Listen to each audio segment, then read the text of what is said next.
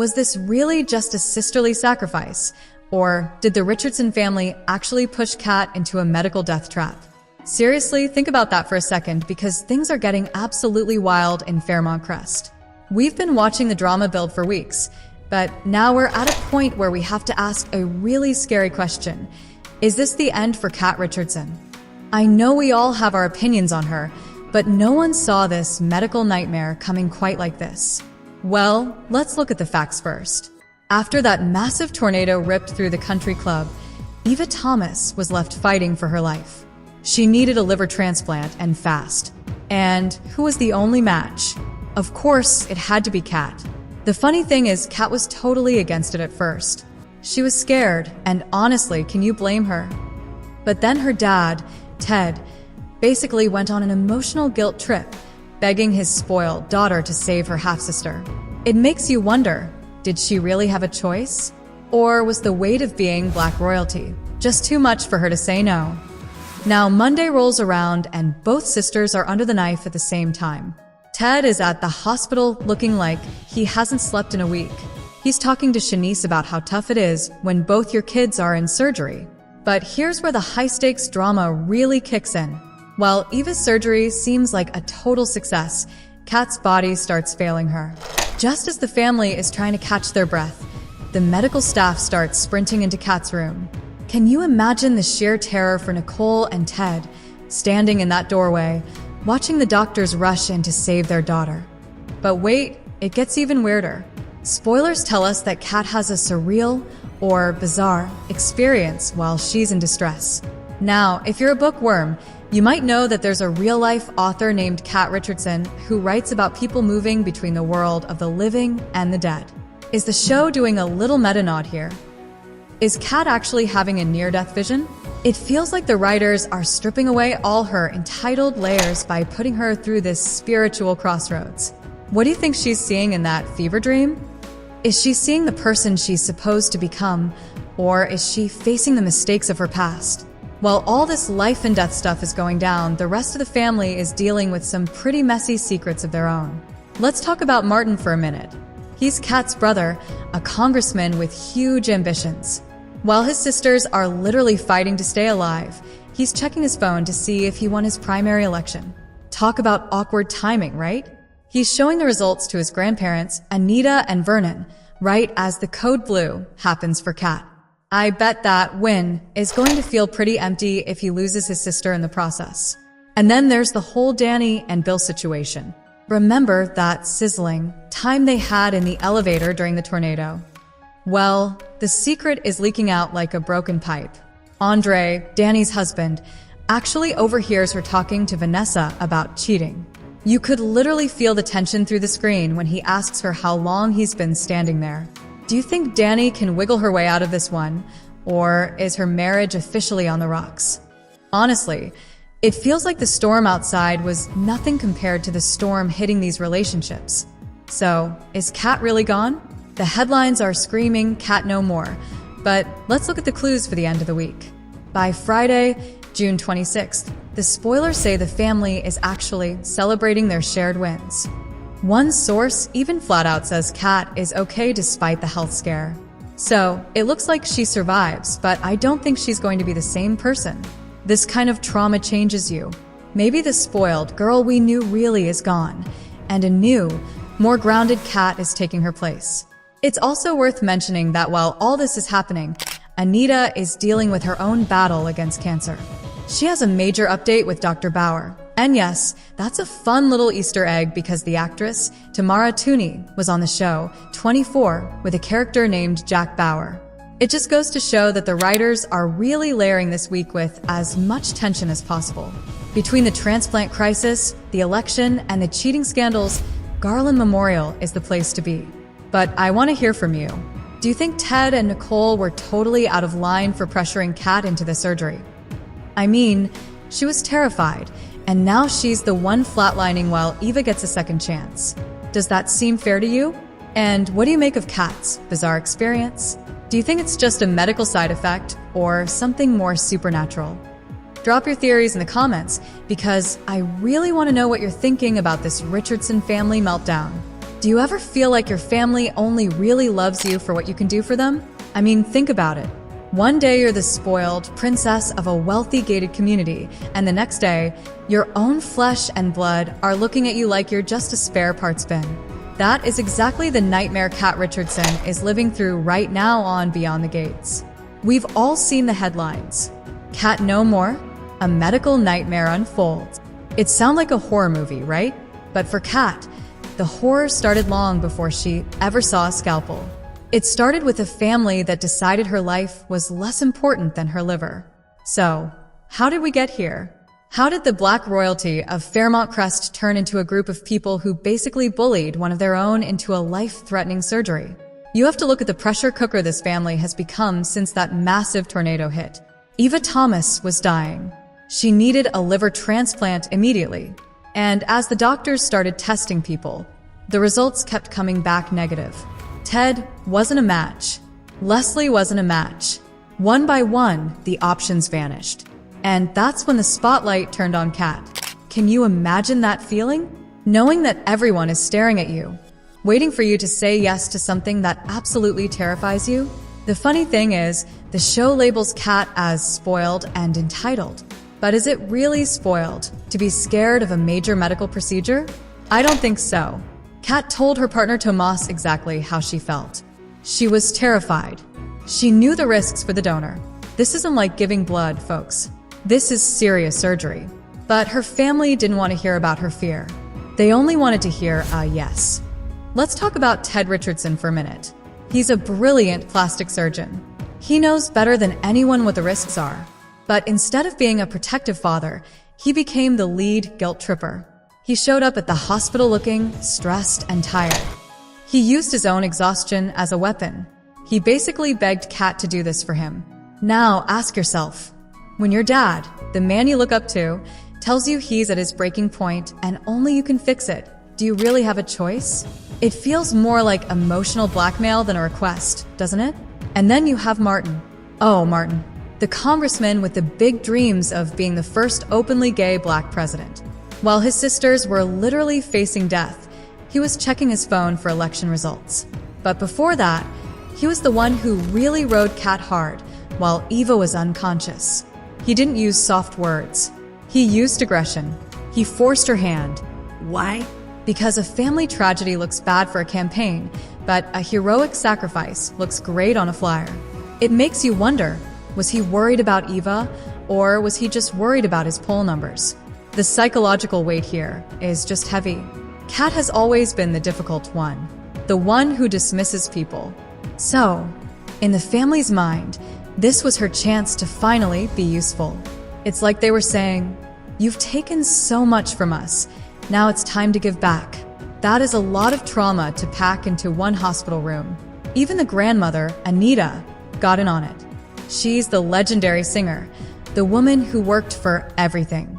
When she gives you advice, you listen. She's the moral compass. So if she's telling you that this is what the family needs, how do you say no to that? You don't. You just march into that operating room and hope for the best. But here is the really scary part.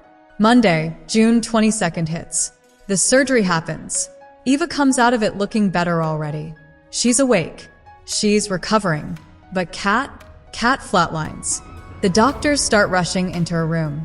The family is standing in the doorway, horrified. Can you imagine the guilt? Martin and Eva are already feeling it. They realize that Kat made this extraordinary sacrifice, and now she's the one paying the ultimate price. Does it make you angry to see her push like this? I think it should. It shows that even in a family as wealthy and powerful as the Richardsons, your value can be reduced to what you can provide. Kat wasn't a person to them in those moments. She was a solution to a problem. And now that the solution might cost her life, everyone is suddenly disturbed and upset. Well, it's a little late for that, isn't it? And what about this surreal experience Kat is having? The spoilers say she has a bizarre vision while she's in distress. It's almost like the show is giving her a moment to look back at the life she was living. Maybe she's seeing that she was right to be scared. Or maybe she's seeing the person she's going to become if she survives this. Some people think it's a fever dream, but I think it's a spiritual crossroads. She's stuck between the world of the living and whatever comes next. The funny thing is, by the end of the week, the spoilers say the family is celebrating several wins. They say Kat is okay, so she survives. But is the Kat we knew really coming back? I don't think so. You don't go through a near-death experience after being bullied by your family and just go back to being a spoiled socialite. This is going to change her. She has the ultimate win over them now. Every time Ted or Martin tries to tell her what to do, she can just point to the scar on her side and say, "I almost died for this family." Talk about a power shift. But really think about the message this sends. Is the show saying that sacrifice is always worth it, even if you're forced into it? Or are they showing us the dark side of Black royalty, where the image of the family is more important than the individuals in it? It's a messy, complicated situation that makes Fairmont Crest feel more like a prison than a paradise. Do you think Kat will ever be able to forgive them? Or is this the start of a massive revenge arc? I mean, if my brother rode me hard to give up part of my liver while I was terrified, I wouldn't be inviting him over for dinner anytime soon. And if my dad begged me to risk my life just so he could stop being stressed, I'd have a few things to say about his parenting skills. The drama is just beginning. Even with the win on Friday, the fallout is going to last for months. We have Andre overhearing Dani talk about cheating in the elevator. We have Leslie causing a panic with some announcement. It's like the tornado just cleared the way for all these secrets to come pouring out. What's your take on this? Do you think the family was right to pressure her because a life was on the line? Or should they have respected her no and looked for another way? It's a tough debate, but I think we can all agree that the Richardsons are anything but perfect. They might live behind gates, but the stuff they're hiding is starting to leak out, and it's not pretty. Make sure you don't miss a single second of this medical nightmare. The stakes have never been higher, and Kat Richardson is at the center of it all. Is she a hero? Or is she just a victim of her own family's ambition? Let me know what you think in the comments. I'm dying to hear your theories on Kat's vision and what Leslie is going to do next to stir the pot.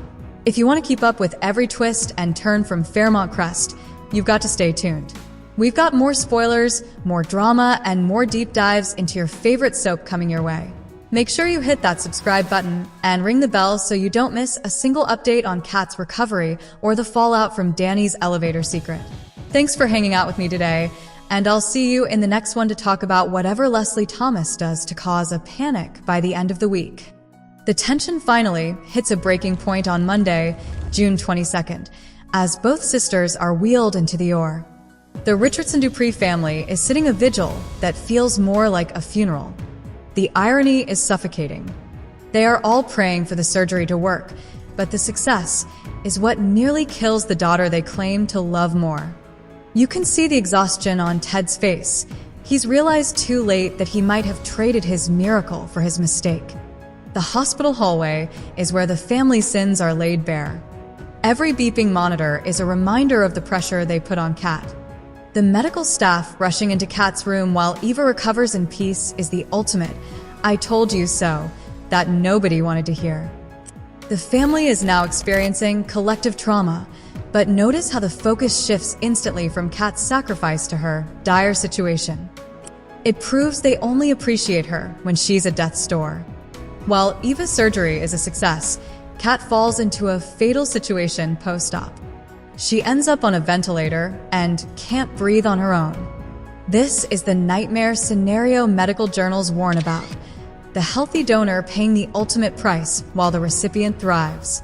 Nicole being pushed out of the room by doctors is a visceral image of a mother losing her grip on her child. Kat's body is literally shutting down, maybe as a physical manifestation of the mental exhaustion she suffered from being everyone's punching bag. If Kat dies, this show will never be the same. She will become a saintly ghost that haunts Martin and Ted forever, and they deserve every bit of that guilt. Kat's failure to breathe is symbolic. She has spent her whole life trying to live up to the Miracle Baby title, and she's finally out of air. But wait, there's more drama happening in the background with Dani and Bill. While the tornado was ripping through Fairmont Crest, they were having a sizzling time in a stalled elevator. They actually slept together. It's a classic case of trauma bonding.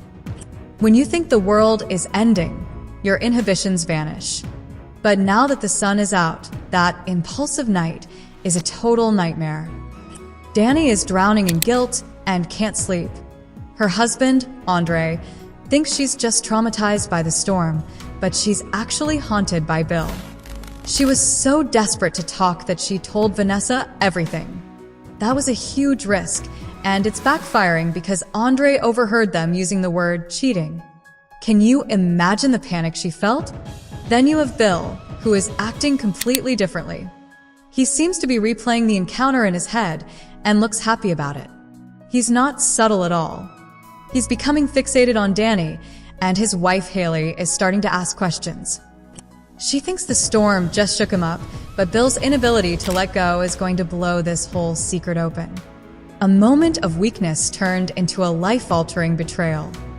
Secrets like that don't stay buried in Fairmont Crest. Between Dani's guilt and Bill's obsession, it's only a matter of time before someone breaks. With Andre already hearing pieces of the truth, the clock is ticking on their marriages. If Kat survives, the conflama between these sisters isn't over. It's just getting started. I predict Kat will hold this over Eva's head for the next decade. She owns a piece of Eva now, literally and figuratively.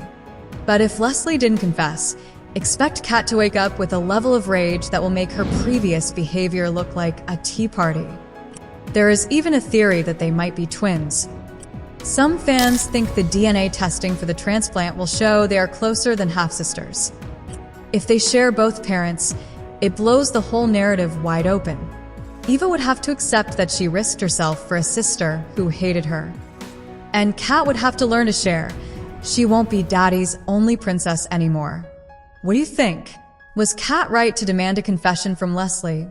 Or is that taking hostage negotiation too far? And if Kat doesn't survive this fatal situation, can Ted and Martin ever be forgiven for how they treated her? This story is moving so fast, and the stakes have never been higher for the Richardsons. If you're as hooked on the Beyond the Gates drama as I am, make sure you hit that subscribe button and ring the bell so you don't miss our deep dive into the aftermath. Drop a comment below with your theories. Is Kat going to make it? Or is this the end of the miracle baby? Don't forget to like the video if you're Team Kat. Thanks for watching, and I'll see you in the next one. If you're loving this deep dive into all the drama at Fairmont Crest, make sure you hit that subscribe button and ring the notification bell. We are covering every twist, every secret, and every medical emergency as they happen. You definitely don't want to miss our next video where we'll be talking about whether Leslie actually confessed or if she just played everyone again. Drop a comment below with your theories.